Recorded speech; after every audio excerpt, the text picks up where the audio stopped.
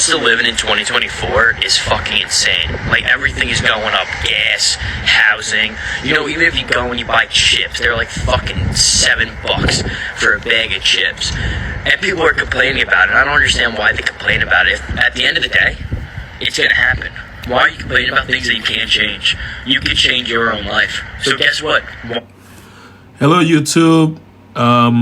Welcome to Reality of Life. I'm back again with a couple videos to react to. This gentleman says, why are we complaining? That thinks there's nothing you can do. I mean, people will still complain. You know, things are hard. I'm complaining too. You know, I'm complaining because I got to spend my money on food and all, and it's not enough. Gas and all, it's not enough. So yeah, people will complain, young man. You know, don't blame people for complaining, but I get it. If you're doing good, thank God, be grateful. But things are tough out here, and people are really struggling, you know. But let's just keep going. And you just make extra money, or fuck you money, so you can go and you don't even give a crap how much gas is, how much a house is, how much fucking chips are. You won't even fucking care. That's the thing you can change, is what you're doing. That's what I'm trying to do. Comment if you agree with me. And if you want to know how I am trying to make fuck you money, just check out my pin post. Don't we always making the fuck you money, like he said, is that easy? You know, I don't know if what you can do to make quick fuck you money. You know, everything takes time. Any good thing out here takes time to build. You know, you want to build a business, at least you got to give it a year.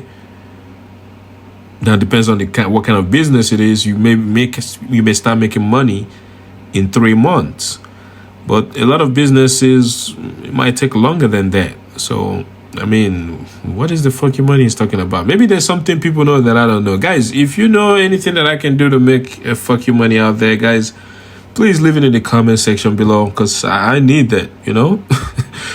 I need it, man. All right, guys, let's check out the next video.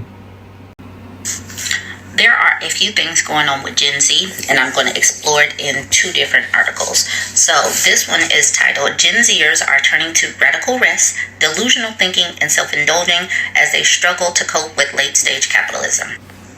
Gen Zers are still in the early stages of their careers and personal finance journeys, but their financial habits are already proving to be radically different than those of their predecessors, with heightened levels of anxiety about the future grounded in very real socioeconomic and environmental issues.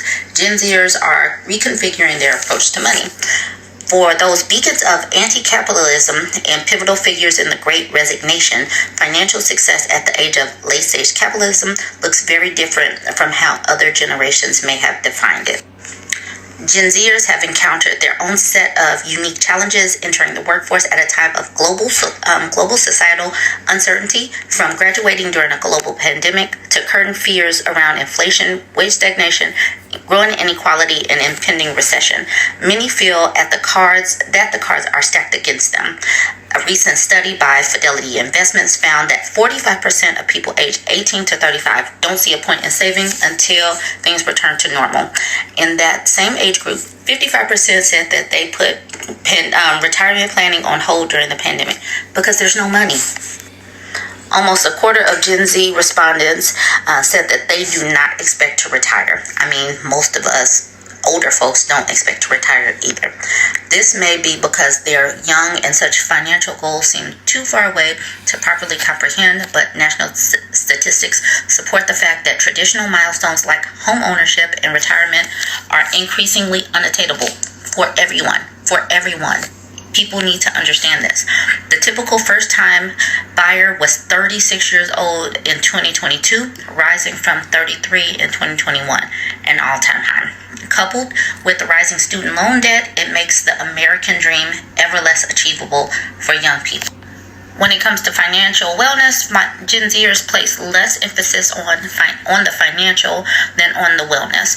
Unlike previous generations, they're unwilling to stick it out at a toxic job or forego travel and experiences in favor of padding their savings. Traditional markers of financial success, from owning a home to snagging that corner office at work, are becoming not only less attainable, but also less valuable because many of us can't afford it. So they're like, WTF, YOLO, let's go travel.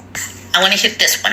Gen Zers know that there is no retirement, that the American dream isn't going to be for them. So they're like, F it, I'm just going to chill and do what I need to do just to survive.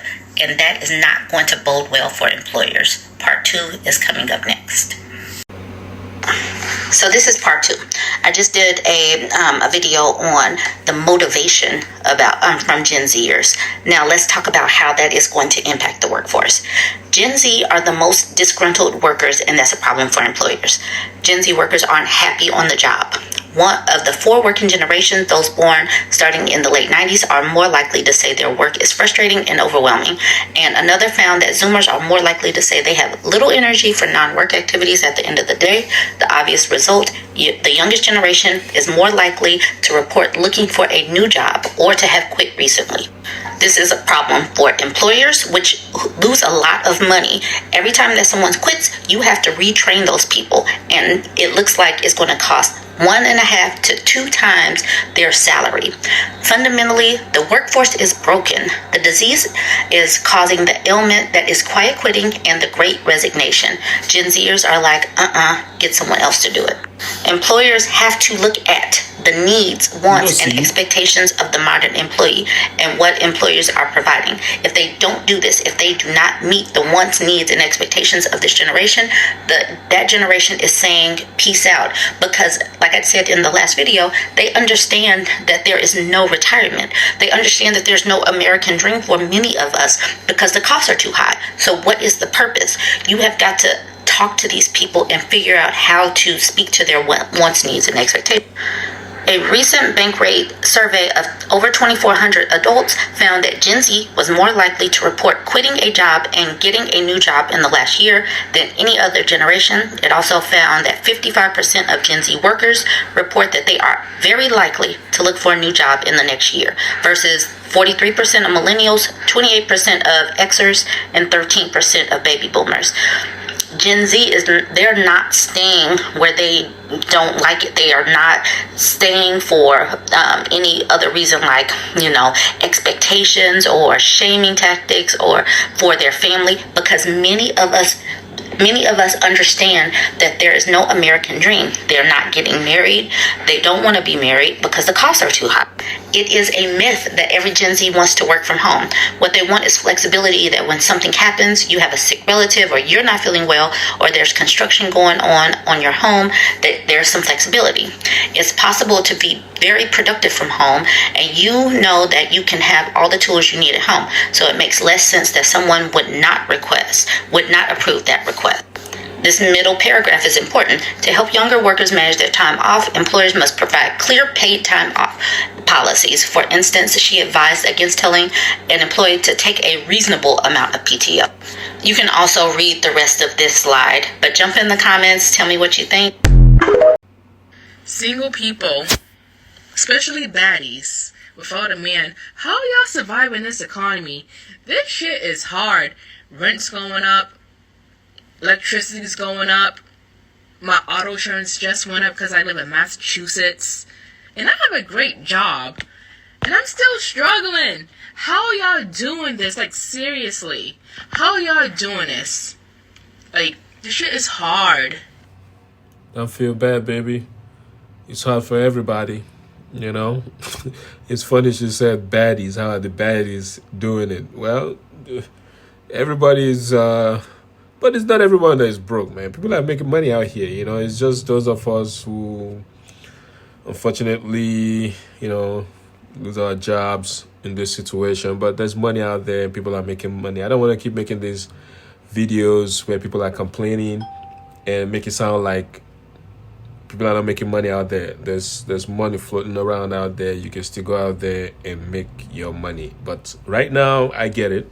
It's tough. and everyone is going through it right now. Maybe not everyone, but let's check out the next video, guys. Not everyone's broke. And this is something that I feel that some people tend to forget. I have noticed that sometimes when I say things about things that I'm doing or places I'm going or something I've bought, I get this look like, oh.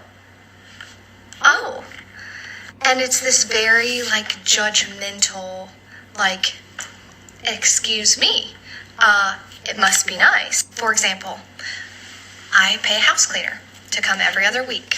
It costs me $150 every other week for Miss Alicia, who is a godsend, to come over and to clean my house. If that ever comes up in conversation, the looks that I get that I have a house cleaner is like, you privileged, out of touch bitch. But y'all, not everybody chooses to spend their money the same way. Now, I am very well aware that I make good money. I don't need a reminder about how lucky, blessed, privileged I am, whatever you want to call it, to be in the financial position that I'm in.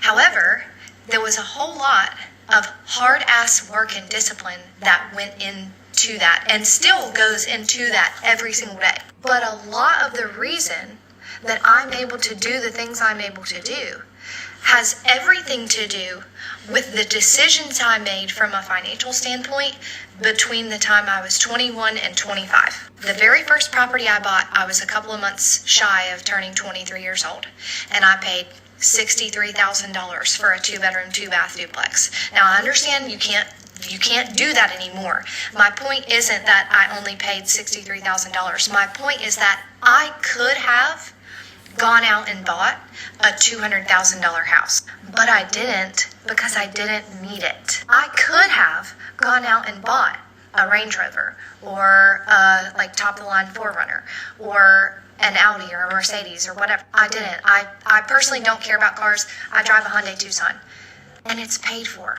But so when people look at me and they're like, oh my God, you have a house cleaner? I'm like, bro, you drive GMC Sierra 2500 that I know the payment on that bitch is probably $850 a month. I don't have a car payment because I bought a less expensive car and then I paid it off. And so, yeah, I can afford to pay somebody $300 a month to come clean the house. People choose to spend their money on different things. I don't have any debt. I made really good investments as a very young person. And I have been able to reap the benefits of that and will continue to make very good investments and will continue to reap the benefits of that and reap the benefits of my financial discipline. I'm proud of this young woman, man. You know, I'm proud of her. Because everything, I agree with everything she said. She made some smart investment. Like, I live in my own house. I bought my house and I paid cash for it. So I understand where she's coming from. So with that, I don't pay rent. So thank God for that. Yeah, and people shouldn't, you know, like hate on people that are doing good in this time, you know, because life is, things goes around. You might not have it today.